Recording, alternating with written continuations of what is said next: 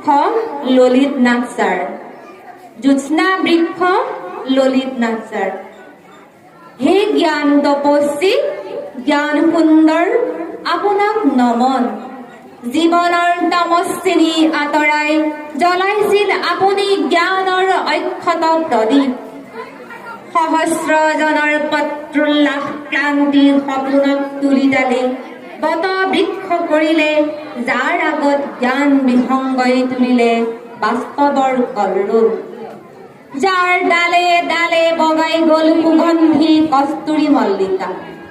অজ্ঞানিক তিমিৰ জয়সিদ্ধিৰ বাবে আপুনি আছিল জ্ঞানৰ জ্যোতিৰিংগ। যাৰ জ্যোতিয়ে জিলিকাই তুলিলে জয়সিদ্ধিৰ জ্যোতি প্ৰভা। আপোনাৰ পৰাই শিকিছো জীৱনৰ আদি পাঠ, স্বৰলিপি, স্বৰকথা, বিজ্ঞানৰ তত্ত্ব কথা, অসমীয়া সাহিত্যৰ আদি কথা। কেনেকৈ শব্দ গাঁঠি আপুনি চিলাব পাৰে মুকুতাৰ ঐচিমালা। আপোনাৰ হৃদয়ৰ পৰাই বিয়পি আছে ৰ'দ ফুলৰ সুগন্ধি অমিয়া। আপুনি অসমীয়া সাহিত্য আকাশৰ এটি জিলিকি ভোটাতৰা। এবুকু আশালৈ চাইকেলৰ পেডেলত নিজৰ সপোন।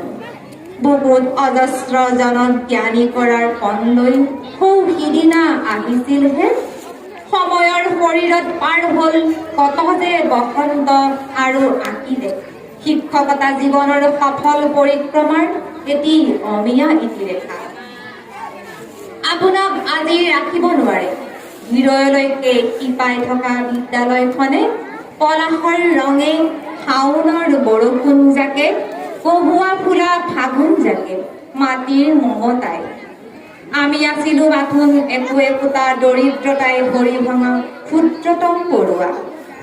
আপুনি আহি আমাৰ ভঙা ভৰিখন হৈ শিকাই দিলে কেনেকৈ একতা থাকিলে ভঙা ভৰিয়েও জিনিব পাৰে উই সাফলুৰ পাহাৰ। আপুনি কাটি দিয়া সেউজী পাতেৰেই আমি আগুৱাব লাগিব। আপোনাৰ দৰে সূৰ্যমুখী ফুল হৈ জিলিকাব লাগিব জ্ঞান ধৰণী। বহুদূৰ বাট পোৱা ক্লান্ত পথিকৰ বাবে আপোনাৰ দৰে হ'ব লাগিব হাতৰ লাখুটি। আন্ধাৰ নামিলেই সকলো হ'ব লাগিব আপোনাৰ দৰে জ্যোৎস্না বৃক্ষ। শেষত জয়সিদ্ধিবাসীৰ আপোনাৰ ওচৰত এই প্ৰতিশ্ৰুতি।